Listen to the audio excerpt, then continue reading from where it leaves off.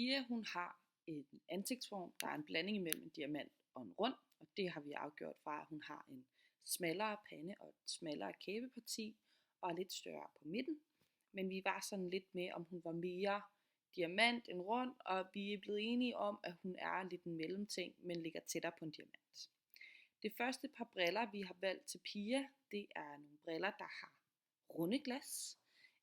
Så er de ikke så markante, fordi det skal man passe lidt på med i et diamant ansigtsform. Fordi at Pia hun har en mere kølig hudtone, så er der valgt et lidt mere gråligt stel. Det passer nemlig rigtig godt til hudtonen også. Øjnene de sidder centralt i den her brille, og næsebroen den er faktisk super fin.